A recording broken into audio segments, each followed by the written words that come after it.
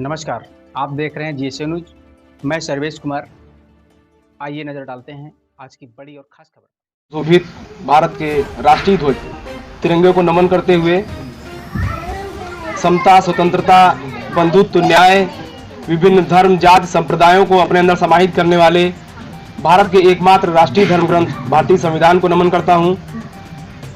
तत्पश्चात अपने धम्म रूपी ज्ञान से, अपने धम्म रूपी प्रकाश से पूरी दुनिया को प्रकाशित करने वाले महामानव भगवान तथागत गौतम बुद्ध को नमन करते हुए 16 महाजनपदों में विभक्त भारत को एक सूत्र में पिरोने वाले अखंड भारत के निर्माता, राष्ट्र विधाता, चक्रवर्ती सम्राट चंद्रगुप्त मौर्य जी को नमन करता हूं। साथ ही साथ भारत की सीमाओं को सुदूर देशों तक विस्तार करने वाले वसुधैव कुटुंबकम के जनक सम्राट अशोक महान जी को नमन करते हुए आज के इस कार्यक्रम में आए हुए सभी सम्मानित बंधुओं बहनों का स्वागत वंदन करता हूं और आप सबको दीपदानोत्सव, धम्म ज्योति पर्व, प्रकाश पर्व, दीपावली, दिवाली की हार्दिक बधाई, धम्म कामनाएं देता हूं। साथियों, कोई भी पर्व जो है वो पर्व उसके पीछे कहीं न कहीं इतिहास है, उसका जुड़ाव होता है, कहीं न कहीं वो इतिहास से जुड़ा होता है, तभी वो पर्व मनाया जाता है। तो आज का ये जो पर्व है इसके बहुत सारे नाम हैं, हम इसको बहुत सारे नामों से जानते हैं। सबसे पहले इस पर्व को धम्म ज्योति पर्व, दीपदानोत्सव, दीपोत्सव, प्रकाश पर्व, दीपावली, दिवाली इत्यादि नामों से इसको जाना जाता है। साथियों, इसको जब हम डीपली जाते हैं, इतिहास में जाते हैं करीब 2500 वर्ष पूर्व, तो सबसे पहले इस पर्व को, जैसा कि आप सब जानते हैं, उर्वेला जो वर्तमान बोधगया है, वहां पर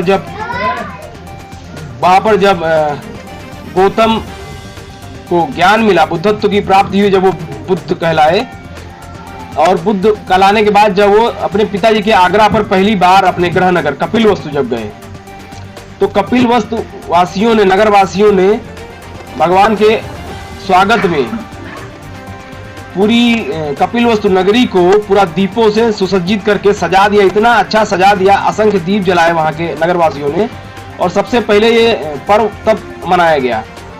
अच्छा, उसके बाद से फिर जब सम्राट अशोक महान जब भारत के सम्राट हुए, तो सम्राट अशोक ने बहुत अध्ययन किया, बुद्ध धर्म का बहुत गहन अध्ययन किया, और उनको जब भगवान बुद्ध के 84,000 सूक्तों को जब पढ़ा, जाना, समझा, तो उन्होंने एक निश्चय किया कि जितने भगवान बुद्ध के सूक्त हैं, प्रत्येक सूक्त को आधार बना करके मैं एक न एक उनका स्तूप, चैत्य, विहार, संघाराम मतलब आज जो इसको हम लोग,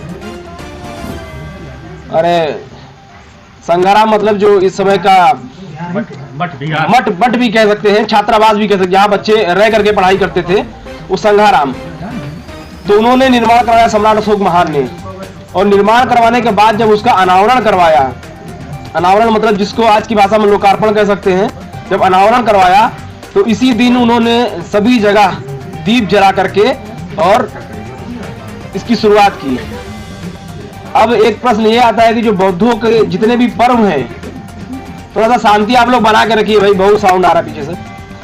बौद्धों के जो जितने भी पर्व हैं, बहुत सारे लोग प्रश्न ये भी कर सकते हैं कि जो बौद्धों के ज्यादातर पर्व है वो पूर्णिमा को मनाए जाते हैं, लेकिन ये ऐसा पर्व है जो चतुर्दशी को मनाया जाता है। और ये चतुर्दशी को क्यों मनाया जाता है भला, लोग ये भी प्रश्न कर सकते हैं। तो इतिहास में एक और ऐसी घटना जुड़ी है जो इस पर्व से संबंधित है।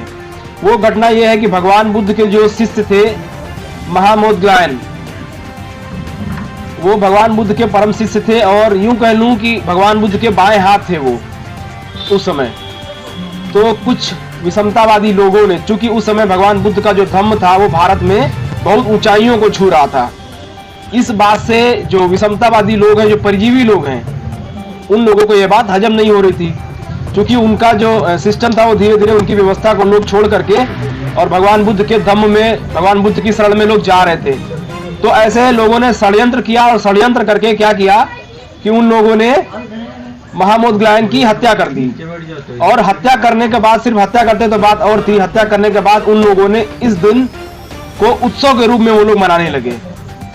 जब उत्सव के रूप में मनाने लगे तो जब सम्राट अशोक ने जब सारी चीजों को पढ़ा, अध्ययन किया, तो सम्राट अशोक को इस बात का दुख थोड़ा कम था कि महामोदग्लायन की हत्या हुई इस दिन। इस बात का दुख ज्यादा था कि जो विषमतावादी लोग थे इस दिन इतना तांडव करते थे, उत्पात करते थे, जश्न मनाते थे। तो सम्राट अशोक ने जब 84,000 स्तूप जब बनकर तैयार हुए, चैत्य विहार जब बनकर तैयार हुए, तो उन्होंने निर्णय लिया कि क्यों ना इस दुख के दिन को, इस मातम के दुख को ऐसा कुछ किया जाए कि इसको उत्सव के रूप में मनाया जाने लगे। तो सम्राट अशोक महान ने फिर जो अनावरण का जो दिन था, अनावरण की जो तिथि थी, वो यही चतुर्दशी को रखा, और उसके बाद से फिर ये जो पर्व है वहीं से इसकी शुरुआत होती है। इसकी जो चतुर्दशी है, चतुर्दशी से ही शुरुआत होती है। एक तो ये है, और अंत में मैं ये कहूँगा कि जो यहाँ पर सभी भारतीय हैं और हम सब जानते हैं, जैसा कि भारत का जो नाम है पाली में, तो भा से संबंध है प्रकाश से, भा का संबंध प्रकाश से है, और रत का मतलब है अनावरत। तो जो लोग कहते हैं ना कि जो पूरी दुनिया को अपने ज्ञान से प्रकाशित करता है वही भारत है, या जहाँ से लगातार ज्ञान का प्रकाश निकलता है वही भारत है। तो वो ज्ञान का प्रकाश कहीं और से नहीं निकल रहा था। ये जो शाक्यमुनि तथागत भगवान गौतम बुद्ध हैं, इनके धम्म रूपी ज्ञान से पूरी दुनिया प्रकाशित हुई, वही ज्ञान है, और वही ये धम्म ज्योति पर्व है। तो एक बार फिर आप सबको धम्म ज्योति पर्व की हार्दिक बधाई, धम्म कामनाएं देते हुए अपनी बात को समाप्त करता हूं। आप सब लोगों ने मेरी बात को ध्यान से सुना, इसके लिए बहुत बहुत साधुवाद, धन्यवाद।